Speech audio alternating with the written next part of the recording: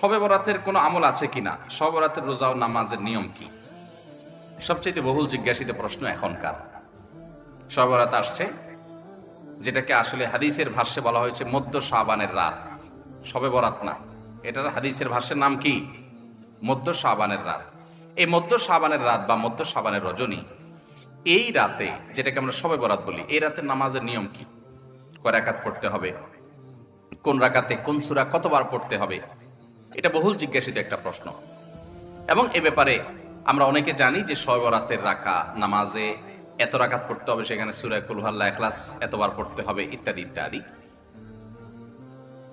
লাইলাতুল কদর ছাড়া অন্য যে সমস্ত রাতের ফজিলত আছে, এর মধ্যে 10টা রাতের কথা আল্লাহ তাআলা শপথ করেছেন, ওয়াল ফাজরি ওয়া লায়ালিন আশর। সে 10টা রাত হলো জিলহজের প্রথম দশক।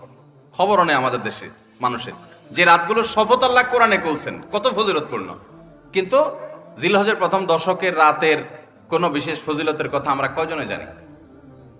যাই হোক, মধ্য শাবান রজনীর কথা আমরা বেশি জানি শুধু না, সবচেয়ে বেশি আমরা এ রাতে ইবাদতের চেষ্টা করি। তো সবচেয়ে বেশি চেষ্টা তো হওয়া উচিত হলো লাইলাতুল কদরে। এর পাশাপাশি যদি কেউ মধ্য শাবানের রাতে আল্লাহ তাআলার ক্ষমা লাভের চেষ্টা করে, সেটা দর্শনীয় না, সেটা জায়েজ। এই রাতের এতটুকু ফজিলত অবশ্যই প্রমাণিত যে আল্লাহ রাব্বুল আলামিন এই রাতে হিংসুক ছাড়া, মুশরিক ছাড়া বাকি মানুষগুলোকে সাধারণ ক্ষমা ঘোষণা করেন। অতএব এই রাতের একেবারে কোনোই ফজিলত নেই, ব্যাপারটা সেরকম না।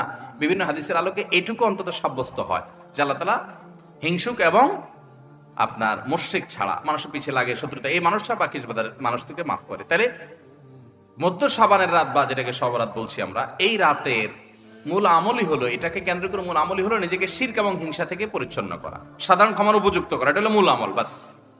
এর বাইরে আপনি ক্ষমা লাভের জন্য যদি চেষ্টা করেন, সেটা কোনো দর্শনীয় বিষয় নয়। তবে এই রাতকে কেন্দ্র করে বিশেষ ফরম্যাটে নামাজ, রাত জেগে, তারপর বিশেষ ফরম্যাটে ইবাদত, এই সূরা এতবার, এই নামাজ এত রাকাত, এরকম কোনো কথা কোরআন হাদিসে বর্ণিত হয়নি। এগুলো আমরা মন গড়া বানিয়ে নিয়েছি। এবং যদি এরকম কোনো ফরম্যাট আমরা ঠিক করে নিয়ে সেভাবে ইবাদত করাটাকে আমরা এই রাতের আমল, শরিয়া সিদ্ধ আমল মনে করি বা সুন্নাহ আমল মনে করি বা কোন নির্দিষ্ট আমল মনে করি, তাহলে বেদাতে পর্যবেসিত হবে। অতএব বাড়াবাড়ি এবং ছাড়াছাড়ি এই দুইটাই আমাদেরকে পরিহার করতে হবে। যতটুকু আছে ততটুকু আমরা আমল করব এবং এসে আমল অনুযায়ী আমরা চলার চেষ্টা করব। শবে বরাতে সবচেয়ে বেশি মানুষ মসজিদে কেন ভিড় জমায় বলেন তো? শবে কদর বেশি ফজিলতপূর্ণ না এই রাত? শবে কদর কোনো তুলনা আছে শবে কদরের সাথে কোনোটার? কিন্তু শবে কদরে কি এত মানুষ ইবাদত বন্দেগী করার চেষ্টা করে শবে বরাতে যত করে? কারণ কি? মিষ্টির জন্য বলে, খারাপ বলেন নাই। আমি ছোট থাকতে যখন মাদ্রাসায় পড়ি, লজিং এ ছিলাম এক বাড়িতে, আমার মনে আছে এক মসজিদে সারা রাত শবে বরাতে এরকম দোয়া দরুদ হয়েছে। এবার শেষে মিষ্টি বিতরণ হচ্ছে, জিলাপি দিতে আর কি, তখন তো জিলাপি দেওয়া হচ্ছে। তো এক আল্লাহর বান্দা তার যে জিলাপি দিচ্ছে, সবাই দুটা দুটা করে দিচ্ছে, ভুলে তার একটা পড়ছে আর কি। পরে সেই জিলাপিটা নিয়ে এসে বাইরে ওই মুয়াজ্জিন বেচারার 14 গোষ্ঠী গালিগালাজ করতে করতে বলতেছে যে সারা রাত বেটা সবচেয়ে বেশি কানলাম আমি, আর দিছে আমার একটা। আল্লাহর কাছে এই নসিব চাই এই একটা জিলাপি নিয়ে পাইলাম। সে কানতে কানতে মুয়াজ্জিনকে গালিগালাজ করতে করতে যাচ্ছে। আমার ছোটবেলার ঘটনা। যাই হোক, তো মিষ্টির জন্য যায় না, এটা পুরোপুরি সঠিক না। এত অভাব পড়ে না যে সারা রাত মানুষ মসজিদে পড়ে থাকবে একটু মিষ্টি একটা প্যাকেটের জন্য, আমার মনে হয় না। আমার যেটা মনে হয়, সবচেয়ে বেশি মানুষ এ রাতে ইবাদতবন্দির চেষ্টা করে, কারণ মানুষ মনে করে এ রাতে ভাগ্য নির্ধারণ হয়। অতএব এক রাতে ইবাদতবন্দি করে যদি সারা বছরেরটা ফাইনাল করে ফেলতে পারি, মন্দ কি? এই হলো মূল কাহিনী। আল্লাহ তাআলা আমাদেরকে বিশুদ্ধ পদ্ধতিতে ইবাদতবন্দি করার তৌফিক দান করুন। তাহলে ভাইরা আমার, মধ্য শাবানের রজনীতে আমরা আল্লাহ তাআলার কাছে ক্ষমার উপযুক্ত হওয়ার জন্য, হিংসা শিরক থেকে মুক্ত হওয়ার চেষ্টা করব। ক্ষমা পাওয়ার জন্য প্রচেষ্টা আমাদের থাকবে, কিন্তু ওই যে বেদাতি পন্থায় বিশেষ ফরমে ঠিক করে ইবাদত, নামাজ, হালুয়া রুটি খায় মানুষ। হালুয়া রুটি কেন খায়? কেন খায় হালুয়া রুটি ভাই? সারা দেশে অনেক জায়গায় এখনো এটা হালুয়া রুটি ওই দিন বানাবে মানুষ। হালুয়া রুটিটা কেন হয় বলেন তো? বলে যে নবী সাল্লাল্লাহু আলাইহি সাল্লাম উহুদের যুদ্ধে তার দন্দান মুবারক শহীদ হয়েছে, এই জন্য উনি শক্ত খানা খাইতে পারতেন না, হালুয়া খাইতেন, এই জন্য আমরা হালুয়া খাই। আরে ভাই, নবী সাল্লাল্লাহু আলাইহি সাল্লামের দাঁত ভাঙছে প্রথম কতলটা শাবান মাসে ঘটেই না, ওটা পড়ছে আরেক মাসে। আপনি এটা এই মাসে আনলেন কোত্থেকে? আচ্ছা, তারপরে যদি ধরে নেই এই মাসেই হয়েছে, তো ওনার দাঁত ভাঙছে কাদের আঘাতে? মুশরিকদের আঘাতে, তাই না? আল্লাহর দুশমনদের আঘাতে। তো কাফেরদের আঘাতে দাঁত ভাঙাতে উনি হালুয়া খাইছে বলতেছেন, যদি এটার কোনো ভিত্তি নেই, বোগাস কথা। তারপরে ধরে নিলাম, তো আপনি ভালো দাঁত নিয়ে হালুয়া খাচ্ছেন কোন শরমে?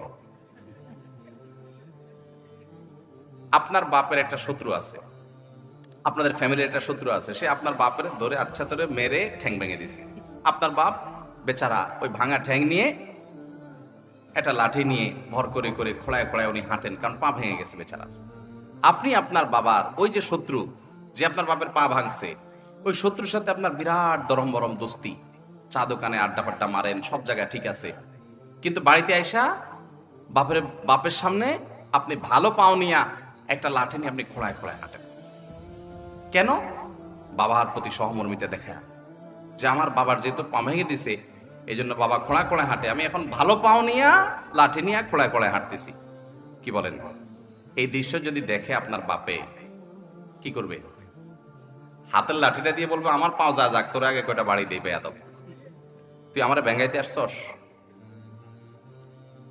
আমার পা ভাঙছে যারা, তুই পারলে তাদেরকে বিচারের আওতায় আনবি, তাদের একটা বিহিত করবি, সেটা না করে তার লগে তলে তলে তোমার সম্পর্ক, তুমি আসছো আমার এখানে নাটক করে আমার সহমর্মিতা জাহির করতে।